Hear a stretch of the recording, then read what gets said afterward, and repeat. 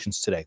And before I start, let me throw this out there so you, first, let me do the housekeeping business. 6:30 tonight, 6:30 p.m. Pacific time, we will celebrate the Akathist hymn. Please join us. We're going to live stream it here on Facebook, on our YouTube channel, which is youtube.com/Warrior Saints, and also our Facebook, which you're on, and also our church website, stgeorgeaz.org. Join us at 6:30 p.m. tonight for the Akathist hymn.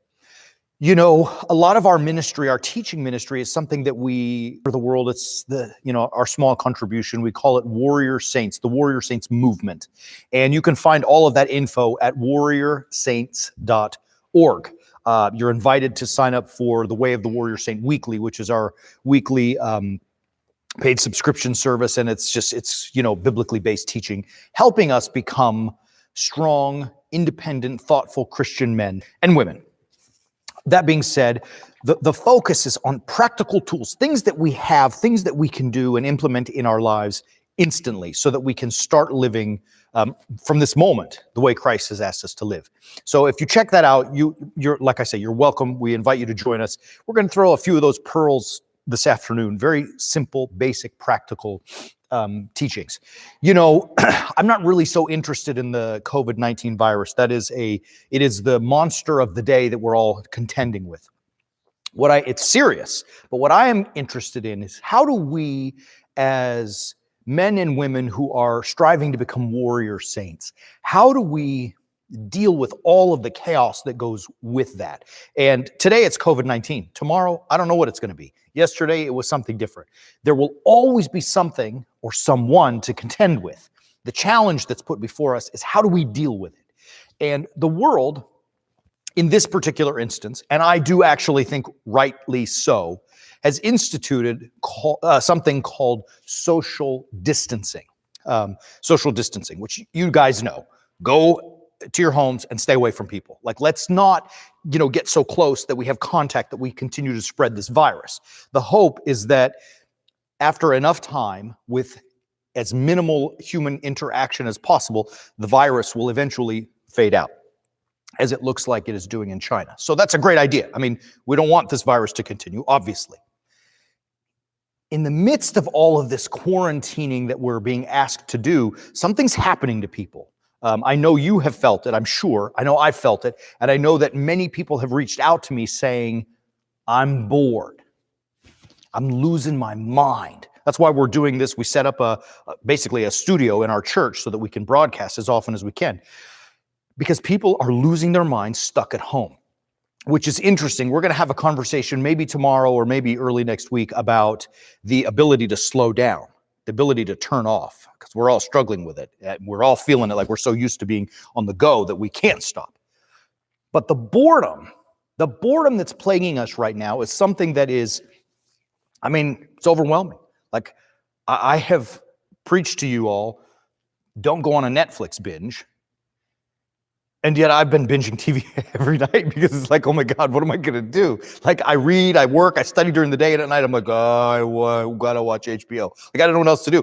ESPN, there's no basketball on, so I don't know what else to do. And I default into it. And we're bored. I know my bride and my children love someone beautiful, beautiful member of my community who I love as a mother invited me today to come to her home to pick fruit. They have an incredible orchard. And they grow this one particular fruit that I really love, and it's like harvest season. She's like, come on, get some. And unfortunately, I couldn't. We're here working, but I listened to her voice message before I got back to her, and she expressed what I felt. She said, Father, I got the fruit, the kumquats are in bloom, come get them. Also, I'm really bored. And I was like, so am I. We're suffering with it because social distancing is anti-human being. Look. Think about it like this. In the beginning, God creates everything. We hear that in Genesis. The first chapter of Genesis, I can't imagine that very many people have not read it. But if you have not, Genesis is a must read. In the first chapter, verse 26, which is the end of the creation account. So God in the beginning creates light, then the firmaments, and then the waters, and so on. The sixth day, he creates mankind. And God says, let us create man in our image and after our likeness. What does that even mean, our? I mean, I thought there was only one God. Indeed, Christianity and Judaism, even before when the Old Testament was written, profess there's only one God. What are you talking about, God? Let us. Let our. What do you mean? There isn't us or our. There's you, one, right?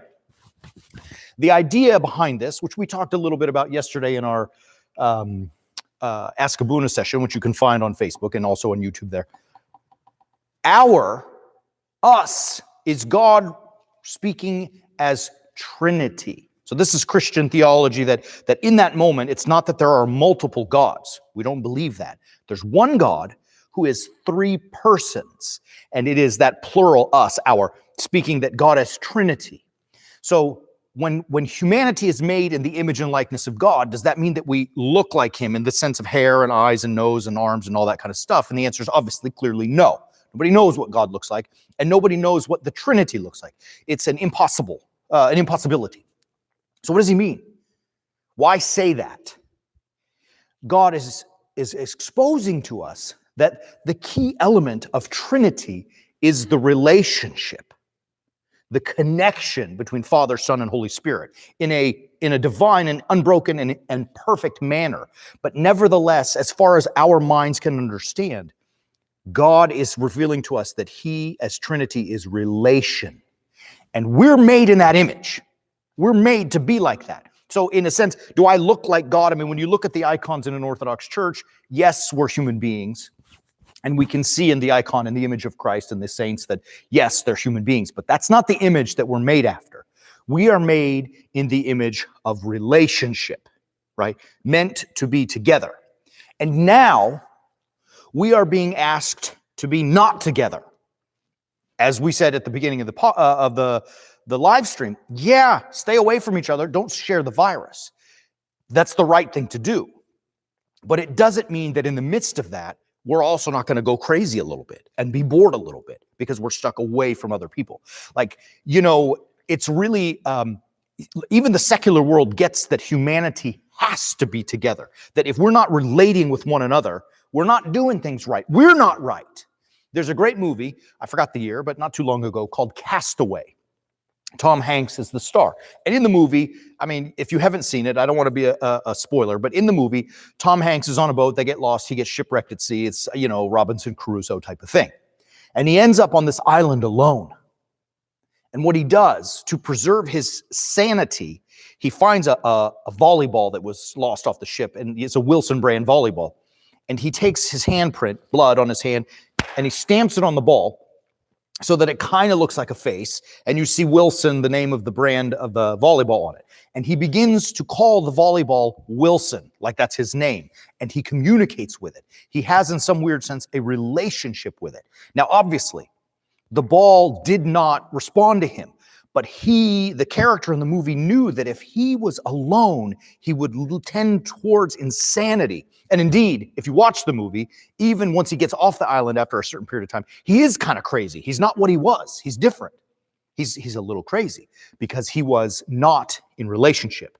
And so the message of that sequence is to say he knew he was going to go nuts if he didn't have somebody to talk to. There's nobody on the island, so we better create this idea of Wilson. And he communicates because human beings need to connect. And that's why we're struggling so much, because we are being asked not to connect.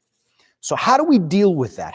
We know that we're supposed to be in relation because we're made in God's image, and God's image as Trinity is relationship. And now we're being asked not to do that as frequently as we'd like, or for some cases, maybe not at all. And so we're going to go nuts and we're going to get bored. And so are we going to permit ourselves to tend towards insanity, or we're going to do something about it? Are we going to find ourselves stepping up, and fighting against the ill effects of social distancing? I hope, my prayer is that you will find ways to do that. Let me offer you some.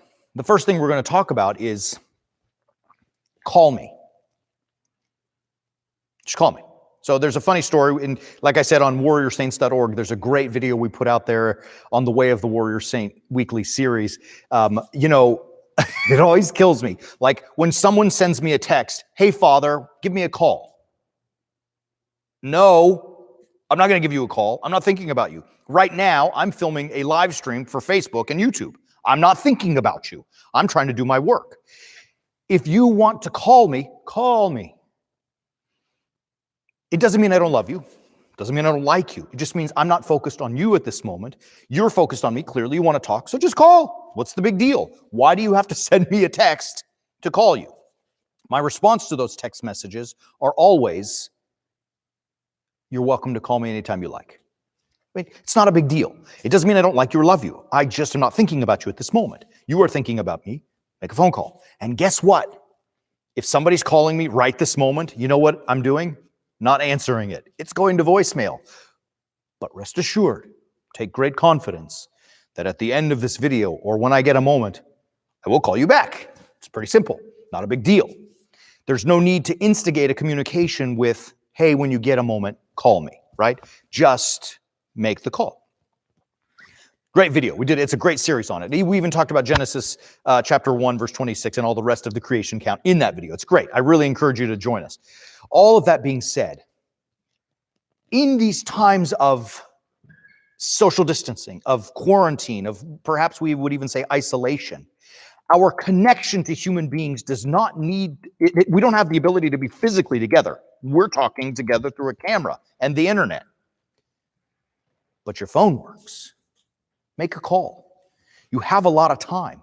Make a phone call. Pick that phone up and call somebody. You know, it's great. I'm just thinking about this. We have another great lecture out there on the Warrior Saints Weekly that a strong leader, I forget what's the title, a good leader builds a team, or however that goes. Something to the effect, what's that? Build a strong army. A leader builds an army.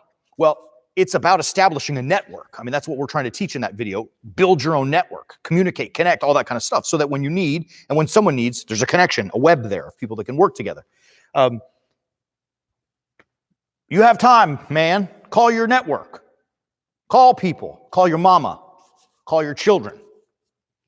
Call a friend.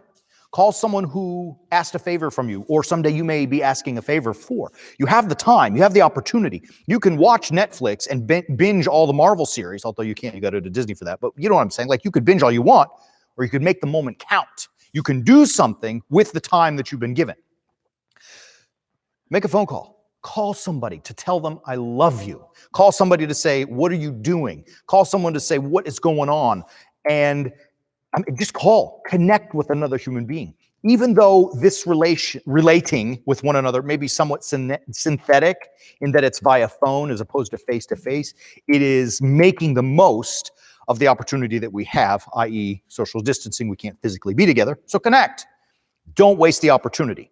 Look, it's not going to slide with me. I'm not going to let you say, well, Father, during this time of social distancing, we weren't able to be with people. Baloney. Make it happen. Pick up the phone, man. Call somebody. It's not the same. I got it. But it's something. And if you don't, you're making an excuse.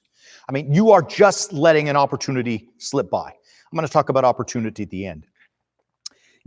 Some you may want to email, some you may want to text. Other people you may want to hit up on Facebook through Messenger or Snap or, all of the Insta, all of the other DMs that you have or whatever it is, however you connect, WhatsApp, Viber, whatever, and Viber, whatever it may be, I had to do it. Whatever it may be, you have the opportunity to connect to people.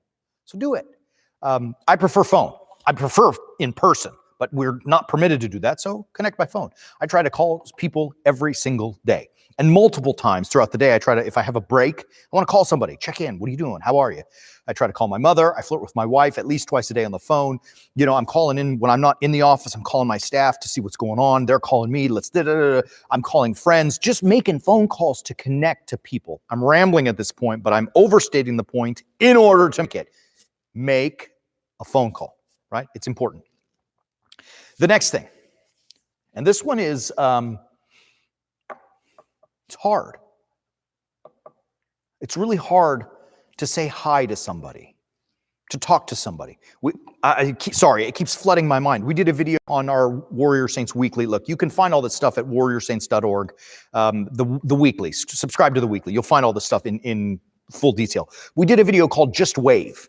It's fascinating to me that as Americans, most of us, and pay attention, watch. I mean, right now we're not supposed to be around other people. But when we get back to it, watch how the interaction with other people. What do you see? people looking down. And if you look at them, what do? Right? We don't have the ability to connect with one another anymore. Well, most of our connection is done through the phone. I don't have it, but most of it is done through the phone anyway. So we don't have to actually look at one another, right? We don't have to make that connection. And because of that, we often walk by people without connecting, without even saying hi. So I tried this, what I would call a social experiment. I just got on my high horse and went out into the streets wherever I was, at whatever point I was, and I just would walk around, and I planned like an hour, and I just went up to people. I'm like, hi. Like, they don't know who I am. I don't know who they are. I just, hi. And many people, well, let me say this. All of them were uncomfortable. But many people were like taken aback. Oh, hi. You know, they would respond because, like, why would that not be the first reaction? Why would that not be our first instinct, is to greet one another? Why were their reactions so abrupt? I think because we're not used to doing it. Instead of just saying hi to people, even people we don't know, we tend to walk right past them, looking down, looking away, somewhere, not connecting with another human being. You know, I'm a runner. I like to run. I noticed it too. I was visiting, this was more than a year ago. I was visiting my in-laws, my bride's parents in California. And I'm sorry, Californians, if you're watching, you're the worst. They're like, I was stunned by so I was doing my run, and it was around a golf course track. You know, there's like a pathway that goes around this municipal golf course where they live. And there was a gazillion people. San Diego, beautiful. I mean, the weather was awesome. Everybody and their mother's out there. And I must have run past 1,000 people, and 3 people looked at me, literally.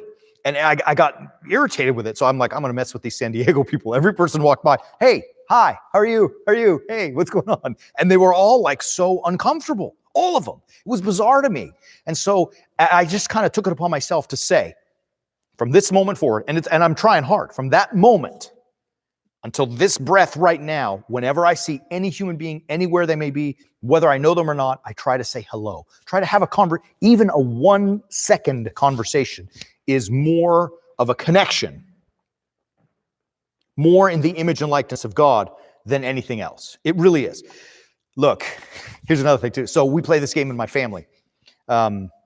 Anytime we go to a restaurant, the goal, the challenge is, between myself, my bride, and my children, is who can be the first person to learn the waiter or the waitress's name, to learn their name.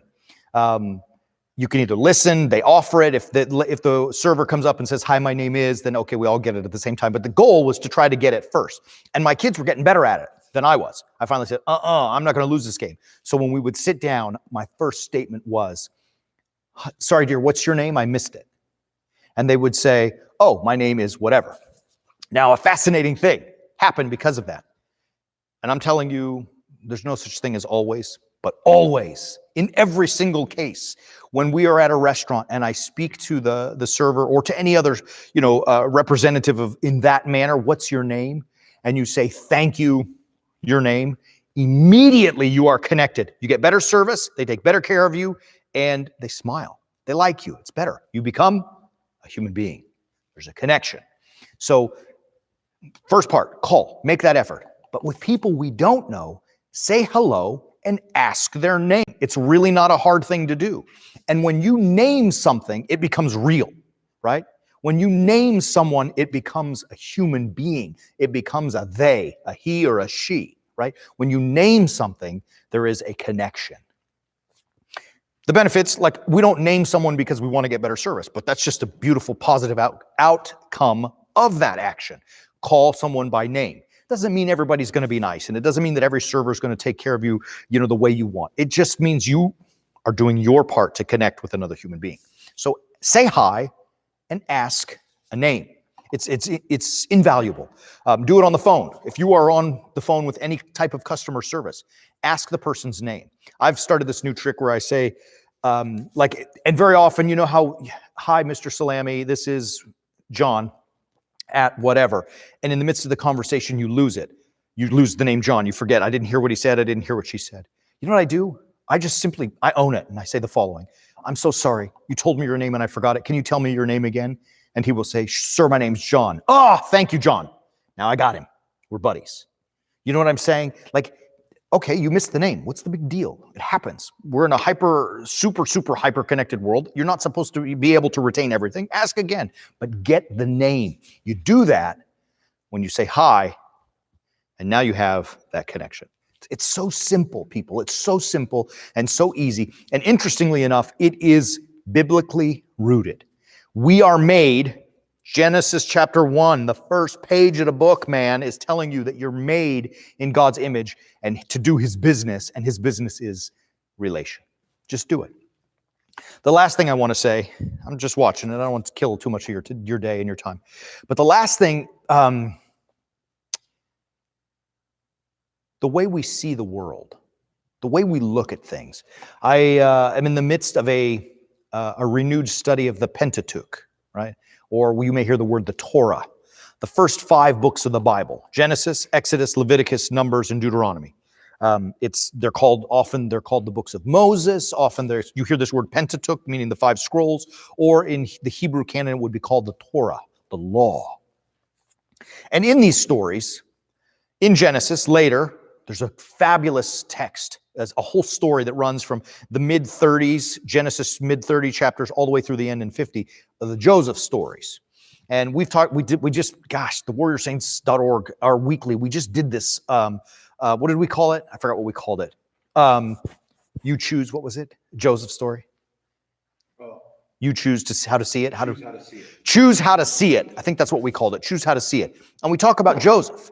I mean, we just went through this stuff. It's great. Joseph, for those who may not know, was one of the 12 sons of Jacob Israel. And his 11 brothers didn't like him. They were jealous. Jacob Israel liked Joseph more than the other guys. So they sold him into slavery in Egypt. You got to read the whole story. And he goes down in Egypt, and the exploits it's fabulous. He ends up in prison for a crime he didn't commit, but he gets out because God is with him, and he becomes a powerful man in Egypt. Like, number 2, he's like the vice president. Only Pharaoh, the king, is above Joseph. He says it. And eventually, in the story, there comes a time where all of the world is in this terrible famine, this terrible starvation. And Joseph's brothers, they come down from Israel, Canaan, into Egypt to get some bread because they're starving. And Joseph recognizes them, but they don't recognize him.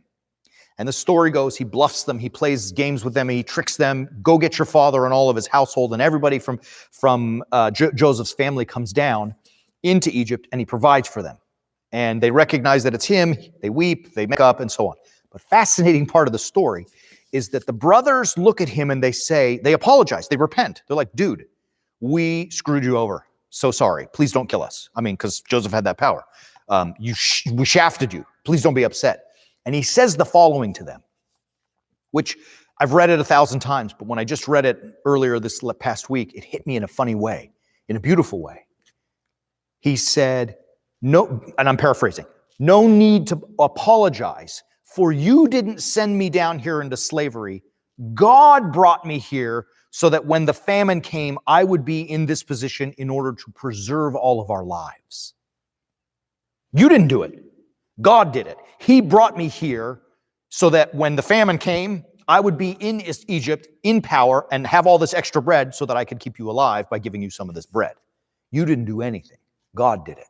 Now, if that story is actual and literal, did it happen that Joseph's brothers sold him into slavery, or did God wave a magic wand and bring them down so that he was ready? We'll never know. But the story of Joseph is teaching us that Joseph had the opportunity. I mean, think about it. He's like the second in charge in the whole country of Egypt. He could have easily exacted revenge against his brothers for being slimeballs. But he chose to see it not as a vengeful moment, not as a crisis, not as an affrontation against him. He deliberately decided to choose to accept the moment as God's hand, God offering an opportunity. And he was ready, and he seized it. Right? You see that. I mean, it's a beautiful story. If you haven't read Genesis, just start at 30, read the whole book, but start at 30 and go to 50, and you'll see all of the Joseph story. It's great stuff. He chose to see it as an opportunity. And likewise, you and I have this moment. We're all scared. I'm scared. I mean, let's be honest. I may be less scared than others, but I still have some trepidation that this virus is really going to do more than I don't think it's going to be terrible, but I don't know. I'm not a scientist, and I'm not doing the research, and I don't see all the things that they all see, and there's some fear. But it's an opportunity too. I'm looking at it as an opportunity. For example, all my Bible study classes have been canceled by our bishop. All our church services, but 2 have been canceled by our bishop. We're not supposed to go to hospitals. We're not supposed to have any meetings, no parish council gatherings, no outreach to the poor. We turned down an opportunity to go serve people, homeless people, lunch because we're not supposed to be in that larger group. The world has come to a screeching halt. We had to turn, everything off. But we didn't. We didn't have to turn everything off. Rather than lock ourselves at home, the 3 of us on our pastoral team are here every day setting up this. I know it's not a studio, but we turned the church as much as we could into a studio, and we are teaching every single day, right? We use this as an opportunity. We spent a ton of money buying new cameras, new equipment. We did. We went after it because this is a chance. Think about it. In my day-to-day life, from, the time I get to the office until the time I go at home, I'm dealing with phone calls and with people and with emails and meetings. And we have to manage our ballroom. We have to go visit people in the hospital. We've got to deal with hungry, starving people and people always coming and needing money. And then we have all of these other archdiocesan obligations. And then the responsibilities that we have in the city as an Antiochian parish in the city. And I could go on for hours. If you saw what I do in a day, let alone a week, it'd be like, there's no way. And now all of that's been turned off. But you know what hasn't been turned off? This camera. You know what else hasn't been turned off? This mind. You know what else I gained? Free time. Time. And I'm using it as an opportunity to teach. And I don't know how many people are watching. I may be just talking to myself. Fine. I'm still teaching. I'm still giving. I'm giving 100% of it right now. All that I have, because I'm free from all the rest of that stuff. It's not a curse. It's not a burden. It's freedom. I am not minimizing the people who have lost their lives from this virus. And I am not minimizing the fact that other people will also lose I'm not minimizing that. But this I am choosing to see in the midst of this despair, opportunity, not horror. Opportunity, not tragedy. And I'm taking advantage of it and giving you, again, I'm sweating because I'm giving you everything I've got. I'm giving 100%. And it's an opportunity. I couldn't do what I'm doing if I was still running to hospitals and meetings and visitations and on and on and on. So make it count. And I say that to you because I want you guys to make it count as well. And I know we're supposed to be stuck at home. We're transgressing because we're here. There's just 3 of us, so we're less than 10 and all that kind of stuff, and wipes and hand washing. We're doing all of it. But just as we are taking advantage of this as an opportunity, I want you to do the same thing. Take advantage of the opportunity. You've got time. Some of you I know may still be working, but most of you probably are not. Most of us are not supposed to be. Take advantage of it. Use that time. And just to recap and bring it all back together, make those phone calls to people. Connect. Call people. Keep your network alive. In fact, use it as an opportunity to use your network and grow it. Make the opportunity to say hi to people. I know we can't physically because we're not supposed to be out in public at restaurants, but when you go to the grocery store to buy your groceries or the bank to get money to go to the grocery, talk to the tellers, talk to the people at the grocery store, say hi and ask them their names. And lastly, and this one's all about your brain. It's all about a decision, a choice, a mental decision to see this, as terrible as it is, as an opportunity to do something great. I promise. If you do those things, you're going to find some joy in all of this. As weird as it may seem for me to say that, you're going to find joy in this. We just decided, all right, I'll tell you, in the midst of it, our team, we were sitting here, it was time for lunch. What's the matter? Oh, so our team, they're in the midst of it, we decided it's time to go for lunch. So we were going to go pick it up and, bring it back to the church and eat. And one of the members on the team said, I'll just go get it. And the other 2 of us looked at each other and said, no, we'll all go together. We're having fun. And we did. 3 of us drove, 4 or 5 miles down the road to get our lunch that didn't need to because we were enjoying the time together. We're taking it, as weird as it is, as an opportunity and not as a burden. So I want to encourage you all to do that same kind of thing. All right, housekeeping. Look, a lot of what we talked about today, or what I rapid fire through at you, is stuff that we go into in much greater depth on our weekly subscription series. So just visit warriorsaints.org, warriorsaints.org, and sign up for the Way of the Warrior Saint weekly. It is it's easy. And actually, we're giving away a promotion at this time if you want to do it. It is free month, the word free month. So if you check at checkout, just type in the word free month, and it's there. We're giving it away. It's easy. Tonight, 6:30 p.m., make sure you join us at whatever platform you were watching this now, come back. You can also visit us at youtube.com/Warrior Saints or our parish website, because we will celebrate the Akathist hymn, which is a beautiful service. If you've never seen it, it is an absolutely stunning service to the Virgin Mary, the Theotokos. It is a prayer service asking for her in times of trouble to intercede on our behalf, to ask Christ our God to have mercy on us and on the world. And as you listen to the poem that is chanted tonight, you will see it is really magnificent. It is beautiful. So join us tonight at 6:30. I think the last thing I want to say is that you can also, we hope to have you join us on Sunday morning. If you are members of St. George, if you are warrior saints that belong to this parish, we will still have Orthros and we will still have liturgy. No one will be in the church but our clergy and our chanters, but we will still do it, and we will do it together. 9 a.m., 10 a.m. respectively for Orthros and liturgy at on all of these social media platforms. We're going to live stream it just as we are right now. I don't know. I think that's it. What else? I'm looking at the guys. Anything else? Did I miss anything? Anything else we should talk about? All right. Here's the very last thing I want to say. We're going to keep doing this. We're going to annoy the heck out of you because we're just going to continue to teach going forward. Check back on all of our pages and scroll down, man. It's just going to be, our thread will be full of stuff. Check it all out. YouTube/Warrior Saints, Facebook/Warrior Saints, also Facebook/St. George PHX, St. George Phoenix. Also, like we said, check us out on warriorsaints.org, and don't be afraid, or really be courageous enough. If there's something you want us to address, we're not geniuses, but we're giving it 100%. So if there's something you want me to address, something you want our team to tackle, direct message us. Just send us a message on any one of those Facebook or YouTube platforms. We get the messages and say, hey, Father, will you address XYZ? We'll give it a shot. We absolutely will. So be safe. Listen to the authorities. Do the things that they're asking you to do so that we can stop this spread fast and be done with it and go back about life. We'll see you soon. We'll see you tonight at 6:30. Until we see you, keep walking on the way of the Warrior Saint.